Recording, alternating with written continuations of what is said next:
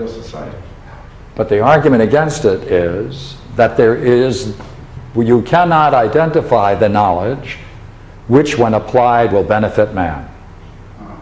If we can show there is such a knowledge that can benefit man, and man therefore is made better as a consequence, then that knowledge exists. If there's an ideal then that can be pointed to and justified, that is to say, if there's justification for the idea itself, then we have a system we can then introduce.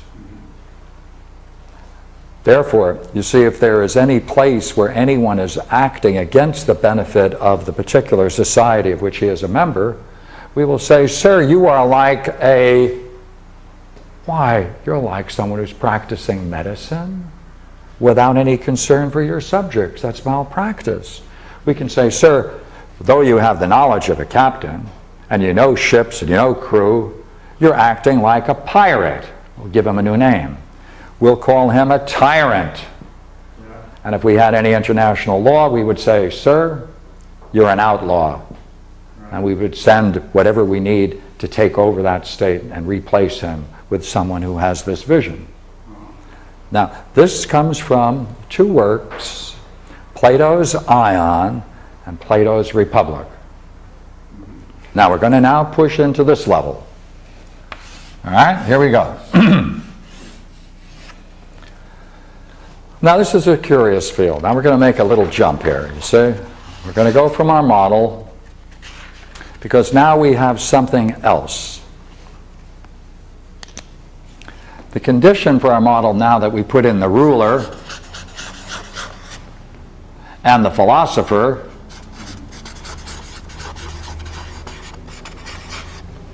we now need to introduce a new idea. Would you agree? The only reason these arts are needed, is because man is not a self-repairing mechanism. If man was a self-repairing mechanism, we wouldn't need medicine, would we? If man had the necessary vision, we wouldn't need a pilot of a ship. We would all have the knowledge. Therefore, would you not agree the existence of these arts presuppose two things? One, that there is such a thing as a pervasive ignorance, which we're not afraid of. It's not something terrible. And we appreciate it when we find someone who has the kind of knowledge, and will give them the right to function with an art and give them all kinds of titles, so long as we are sure that when they use that knowledge based upon some ideal, lofty ideal it must be, that it can bring about our intrinsic benefit. That's essential. Therefore, this only works, and the need for it is because of the existence of ignorance. Now look here, I'm going to take away everything we said. All but one.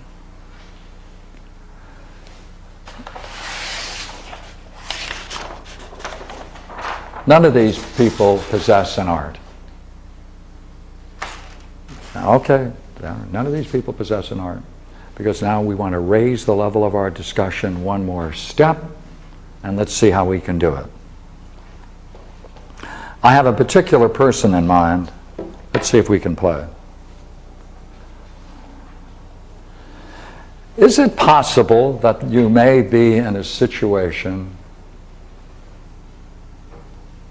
where you have to make a judgment about whether or not you should help someone or not? Let me give the case in point. If you were a physician and you had the vision of this particular patient, here he is,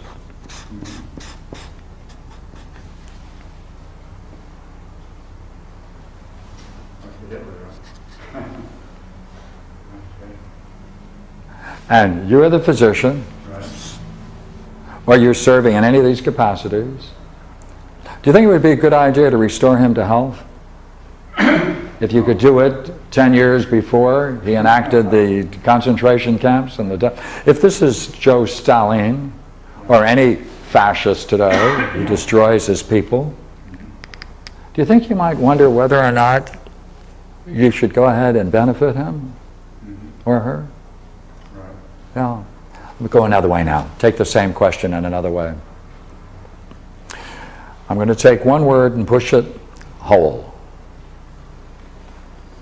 Suppose we went to a physician and he said, oh, I can diagnose your condition, I know exactly what's wrong with you, I can give you a treatment plan and a follow-up, but I have a particular question.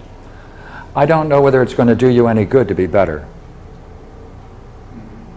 After all, I really want to benefit you. Now, how will I know when I restore you to health that it will be to your benefit?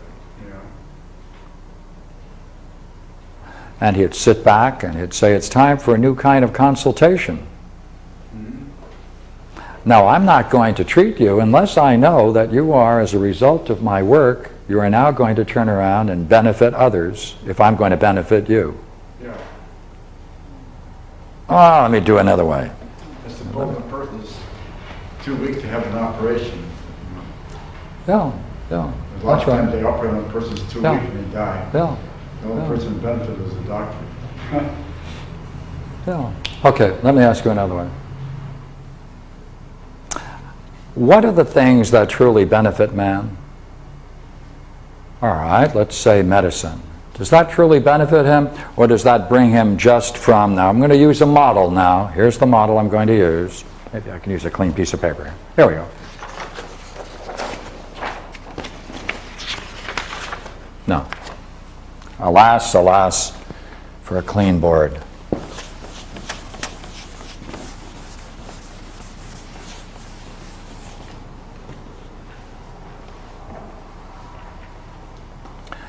Here I have a line, and here I have medicine.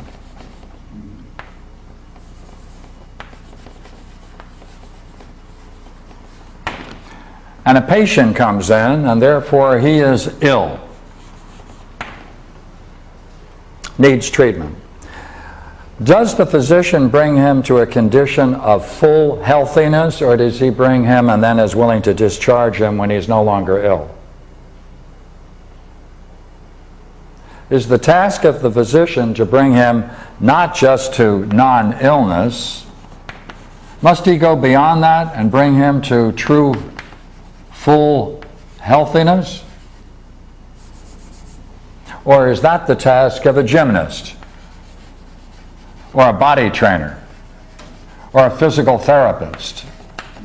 What can a physical therapist do? Does he take someone who is not ill and brings them up to a level of maximum healthiness, depending upon the condition that they started with? Therefore, this art benefits only to some degree. Another art has to pick him up and bring him to full physical functioning. Suppose we did that with this subject. We brought him, he was ill, bring him to a physician, physician cures him, the physician then sends him to a physical trainer, and the physical trainer says, now that you've done this, you know what? You've got a lot of emotional problems. I mean, you're now physically well, you're no longer diseased, you built up your body. I think it's necessary to send you to someone else. Is it likely that we might be able to send him to some psychotherapist or someone skilled in that field? And then we could then again, would you agree, if this fits, that person could still be regarded as ill? Is it their job to bring them to no longer non-illness? Is there a place for something else over here then? This deals with the body.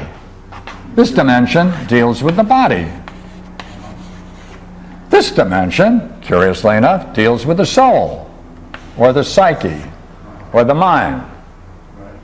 If so, does that require something else over here? Yes. Look here. Is it possible that a psychotherapist could say, look, I have treated you, thank you very much, you've gone through my treatment program, I followed every